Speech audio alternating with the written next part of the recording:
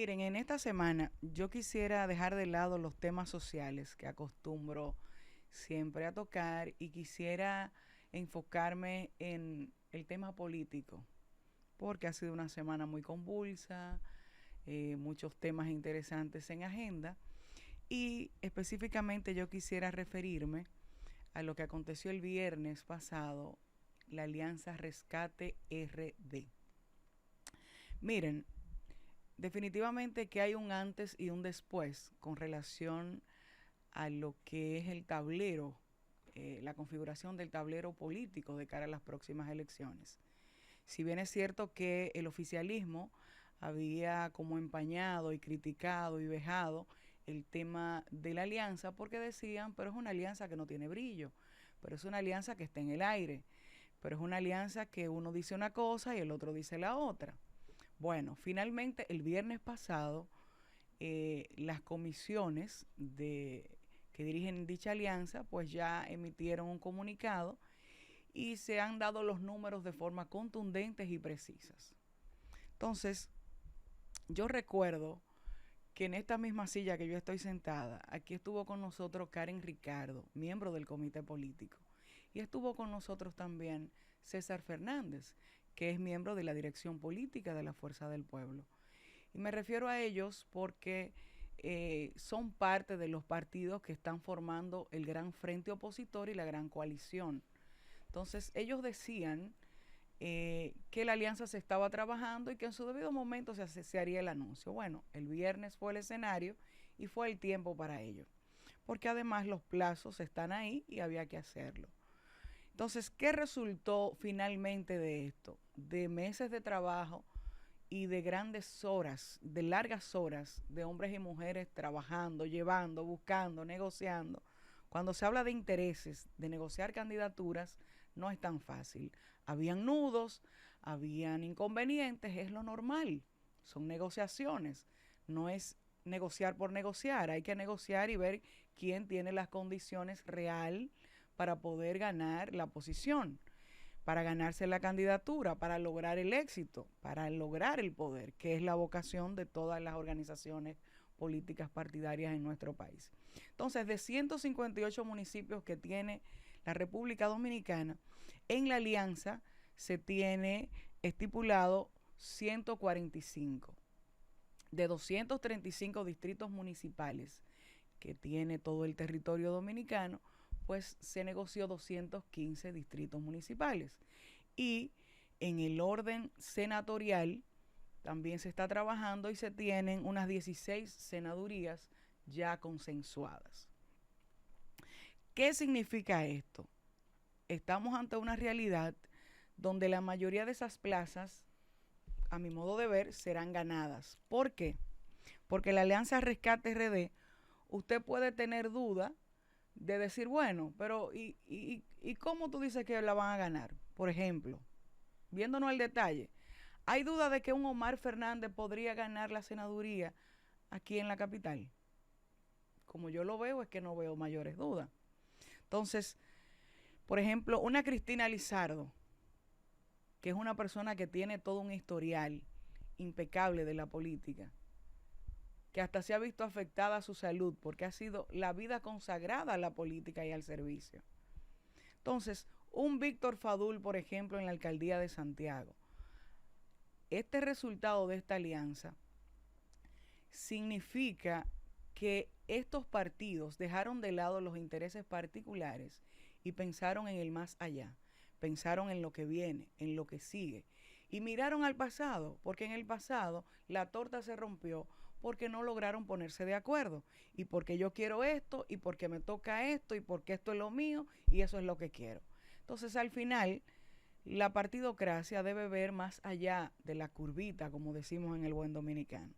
Entonces cuando ustedes ven cómo está conformado y cuáles son los territorios que están contemplados en esta alianza, usted ve, por ejemplo, el Santo Domingo, el Distrito Nacional, San Juan, Puerto Plata, Santiago, Espaillat, Hermanas Mirabal, San Pedro de Macorís, La Altagracia, Elías Piña, Atomayor, Bauruco, Valverde, El Ceibo, Barahona, entre otros.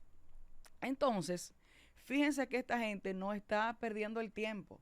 Fíjense que el plazo para decir los nombres de la parte congresual es hasta marzo, porque el plazo que establece la ley y el calendario que emitió la Junta Central Electoral establece que los partidos políticos tienen hasta el 4 de marzo para presentar ante el órgano regulador, ante la Junta, los candidatos que van a las diferentes posiciones de senadurías y diputaciones. Sin embargo, ya la alianza está dando un paso hacia adelante. O sea que no están perdiendo tiempo. Fíjense cómo van ya avanzando en ese sentido. Entonces, finalmente yo debo decir lo siguiente. A todas luces, la reconfiguración del tablero político electoral y del mercado electoral en nuestro país ha dado un giro muy interesante. Como decía mi abuela, que en paz descanse, que está en el cielo y que nos ve cada domingo, los huevos se le pusieron a Chele al oficialismo. Si la oposición sabe jugar las cartas y echa de lado realmente el descontento, el pasado, los inconvenientes, los nudos, pueden dar un susto en febrero, pueden ganar en lo municipal, pueden ganar el poder político que está en el Congreso y pueden ganar en lo presidencial. Bueno, la suerte está echada, decía el doctor Joaquín Balaguer. Así es. La suerte está echada. Lo importante es ver ahora que se pueda llegar a materializar, porque con el augurio que dio el mismo presidente Danilo Medina, donde decía que hoy somos aliados temporales e inmediatamente seremos rivales, y donde el que queda en tercer lugar pues está destinado a extinguirse. Una cosa es con guitarra y otra es con violín. Una cosa es lo que se plasma en un papel y otra cosa cuando realmente efectivamente se tiren al terreno, si realmente serán aliados o si serán rivales.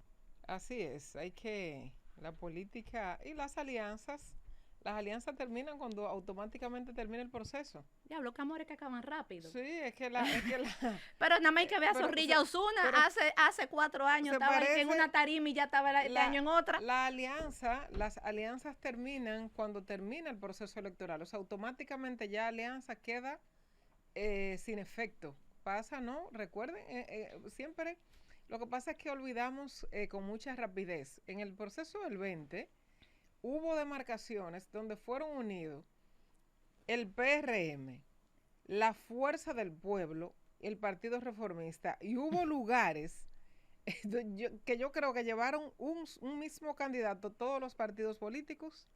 Así fue el proceso del 20, o sea, claro, el proceso del 20 tuvo muchas características muy particulares que no va a ser lo que va a pasar en el 24.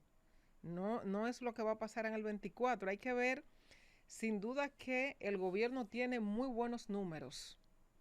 El gobierno tiene muy buenos números, esencialmente casi todo por el manejo que ha tenido el presidente Luis Abinader. Hay que decirlo. O sea, no ha sido, tú referías ahorita, Julia, de funcionarios que tuvimos que se referían o que se mencionaba algún mal manejo o que la prensa o las redes hablaban constantemente de situaciones que pasaban en instituciones y no pasaba absolutamente nada. Ahora los funcionarios saben y los ministros saben cuál es la línea del presidente.